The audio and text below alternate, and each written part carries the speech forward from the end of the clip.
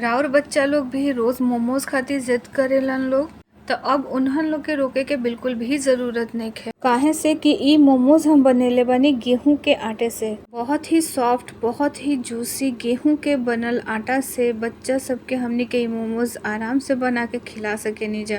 बिल्कुल भी नुकसान के बात नहीं है, बिल्कुल भी नुकसान ना करी। काहे से कि बनल बा गेहूं के आटा से। ई मोमोज इतना हेल्दी बा कि आप कभी भी बच्चन सबके मना ना करब खाए से। और साथ में रउआ सब भी मोमोज और चटनी जरूर ट्राई करब। ट्रस्ट मी, रउआ सब बच्चन सबके बोलल भुला जाब कि मोमोज अनहेल्दी बा और आप सब लोग भी बहुत ही चाव से खाइब। तो चलिए शुरू करतानी जा। इसकी कढ़ाई रख देले बानी गरम होके के, और साथ ही में बारीक काट करके तैयार करे हुआ पत्ता गोभी, गाजर, अदरक, लहसुन और मिर्ची। अदरक लहसुन के क्वांटिटी थोड़ा सा ज़्यादा रही। अब कढ़ाई गरम होखला के बाद रिफाइंड तेल डाल दी ही 3 से 4 चम्मच। ओकरा में डाल दी अदरक, लहसुन और मिर्ची। क्रश करके डाले के बाद या आप दरदरा कूट करके भी डाल सकेनी। और जब हल्का सा कलर चेंज हो जाए तो एक मीडियम साइज के बारीक प्याज काट करके डाल देवे के बाद साथ ही में इसकी डाल दे प्याज के पत्ता। जो हरा प्याज के पत्ता वाला ना, ऊपर व्हाइट वाला हिस्सा इसकी हमने के काट करके डाले के बाद एक बार जरूर डाल के देखा, बहुत बढ़िया स्वाद आवेला। एकरा के हल्का सा सॉफ्ट कर लेवे के बाद जब सॉफ्ट हो जाए ना तो तुरंत इसकी हम पत्ता गोभी और गाजर डाल देले बनी। पत्ता गोभी गाजर आप क्रश करके डाली और साथ ही में आप अपना मनपसंद कोई सा भी सब्जी डाल सकेनी। 1 चम्मच काली मिर्च के पाउडर डाल दी, स्वाद अनुसार नमक डाल दी और साथ ही साथ डार्क सोया सॉस 2 चम्मच यूज़ करे के बाद अब 2 से 3 मिनट एकरा के अच्छे से फ्राई करे के बाद गैस के आँच तेज करके फ्राई करब। जब तक फ्राई होता तब तक हम स्लरी घोल लेता नहीं। तेज की कॉर्नफ्लोर ले लेवे के बाद 1 चम्मच और रूम टेम्परेचर पे पानी ले ली ही एकरा के अच्छे से घोली और तुरंत एकरा में ऐड कर दी। एकरा के डलला के बाद 1 मिनट और वापस चलाई और 1 मिनट चलाला के बाद गैस के बंद कर दी ही। अब इसकी डाल देता नहीं हरा प्याज बारीक काट करके और चला ली ही एक हली अच्छे से मिला करके गैस के बंद कर दी ही। कॉर्नफ्लोर डलला के एक फ़ायदा बा, आगे के वीडियो में रोज सबके बताइब कि कॉर्नफ्लोर डलला से हमनी के मोमोज में का फ़ायदा होई। तो अब चलिए आटा लगा करके हमनी के तैयार कर लेतनी जा। एजगी ले ले बानी गेहूं के आटा और नॉर्मल टेम्परेचर में पानी डाली और जैसे हमनी के रोटी के आटा लगावनी जा बिल्कुल वही तरीके से करके गूंद के तैयार कर ली। नमक चीनी कुछ भी नहीं के ऐड करे के बहुत ही बढ़िया से मसल के गूंदे के बा। मतलब कि जैसे हमनी के रोटी के बनावनी जानू ओकरा से ज़्यादा एकरा के मसल के गूंदे के बा। 10 मिनट तक अच्छे से गूंद ली और रेस्ट खातिर 10 से 15 मिनट खातिर छोड़ दी। चलिए अब चटनी बना लेता नहीं।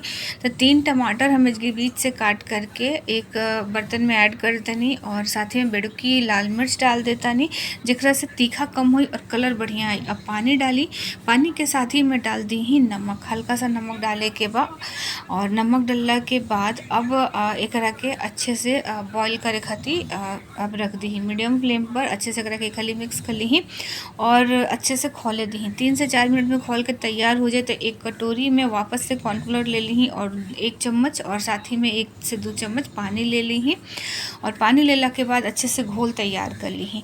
अब इसकी देखी टमाटर भी बहुत ही बढ़िया सॉफ्ट भ गई बा। तो पहले अगर छिलका निकाल लेवे के बा और जब छिलका निकाल के हो जाए ना तब जो कॉर्नफ्लोर हमने के घोलने रहनी है तो एकरा में डाल करके वापस एक हली एकरा के अच्छे से चला दी और उबले दी। तो इसके आप देख सके नहीं बहुत ही बढ़िया से जो हमने के ये टमाटर के चटनी बटे ना एकदम थिक हो गई बा, अच्छा से थिक हो गई बा। गैस के बंद करी और ठंडा कैला के बाद एकरा के डाल दे मिक्सर जार में और जार में डालला के बाद एकरा के हमने के पीस लेवे के बाद ठंडा होखला के बाद ही पीसब।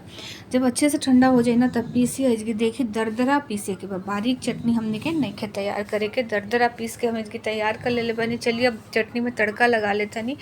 तो तड़का पैन में तेल डाल दी 1 से 2 चम्मच और तेल डालला के बाद एकरा में डाल दी 5 से 6 लहसुन के कली, साथ ही में थोड़ा सा अदरक और 1 से 2 हरी मिर्च।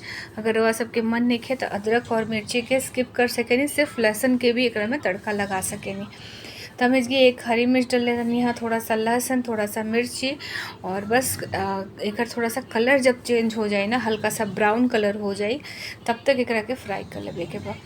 तो इसकी देखिए बहुत ही बढ़िया से ब्राउन कलर आ गई बा। अब हम एकरा के तुरंत चटनी में ट्रांसफ़र कर दे। तो इसके हम चटनी में करा के डाल देता नहीं। और साथ ही में डाला बारीक धनिया के पत्ता, बारीक धनिया के पत्ता काट करके डाल दी। और साथ ही साथ इसकी में हम डालते नहीं 1 चम्मच ऑरिगेनो। ऑरिगेनो डालने के बाद अच्छे से करके मिला ली। एक बार नमक चेक कर ली और वह सब देख सके नहीं कितना बढ़िया, कितना टेम्पटिंग दिखा था एकदम। खूब बढ़िया सा मोमोज़ के साथ खाए वाला लाल चटनी तैयार भ गइल बा। चलिए अब साइड में कर ले तनी जा और मोमोज़ भी बना ले तनी जा। तो इसके हमारी चटनी तैयार हो गई। मोमोज़ बनावे खातिर जैसे जितना बड़ा साइज़ के लोई आपके निकाले के बाद उतना बड़ा साइज़ के आप लोई निकाली, अच्छे से गोल करी, सूखा आटा लगाई और जैसे रोटी बनाने जाए ना बिल्कुल वही तरीके से हमने के बेल के तैयार कर ले हुआ। एक कटोरी के मदद से छोटा छोटा कट कर ली ही, जितना बड़ा साइज़ रहोगा सबके चाहे उस हिसाब से आप सब कट कर ली। अब हाथ पर रख करके जौन से मोमोज़ के आप सब लोग के पसंद बा तौन से दे के तैयार कर ली। हमरा संगे संगे हमार बेटी भी एक जगह मोमोज़ बना के तैयार करत रही है।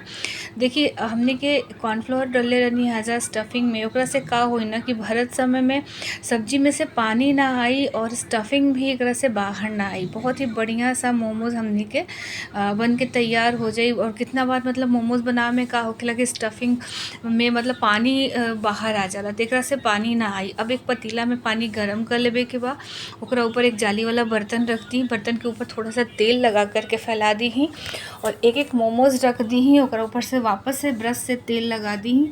ऊपर से डाल देता नहीं चिली फ्लेक्स, थोड़ा सा ऑरिगेनो और साथ ही में डालता नहीं स्प्रिंग अनियन। स्प्रिंग अनियन हल्का सा डाली और स्लो फ्लेम पर 10 से 15 मिनट एकरा के स्टीम होके दी। 15 मिनट के बाद हम इसकी ढक्कन हटाते हैं तो रवा सब देख सकेनी बहुत ही बढ़िया सा वेज मोमोज़ हमने के तैयार हो गइल बा। आप अपना मनपसंद सब्जी के साथ एकरा के बना सकेनी। बहुत ही टेस्टी लाल चटनी और साथ ही में मेयोनीज़ के साथ हम सर्व कर ले रहनी हाँ। सबके बहुत पसंद आयल बा, बिल्कुल नुकसान के बात नहीं है काहे कि गेहूं के आटा से बनल बा। सब्जी भी भरपूर मात्रा में हमने के डाल के बनेले बनी जा और तेल भी नहीं खे ज़्यादा, तो बिल्कुल भी नुकसान के बात नहीं है। आप सब लोग एकरा के बच्चन सबके आराम से खिला सकेनी, आप सब लोग भी इंजॉय कर सकेनी। बहुत ही स्वादिष्ट लागेला, एक बार ज़रूर ट्राई करब जा। और वीडियो पसंद आयल हो तो लाइक शेयर सब्सक्राइब करी और इंस्टाग्राम पर बनी तो जल्दी से पेज के फॉलो कर ली ही। और ई वीडियो ओकरा पास भेजी जे रउआ सबके बढ़िया बढ़िया मोमोज़ बनाकर खिला सके। तो चलिए जल्दी से सब्सक्राइब करी और फिर मिलते नहीं एक नया रेसिपी के साथ। और ये तरीका बहुत सारा रेसिपी हमारे चैनल पे बा, रउआ सब जाके देख सके नहीं। फिर मिलते नहीं एक नया रेसिपी के साथ, तब तक अपन बहुत बहुत ध्यान रखब जा। Bye by.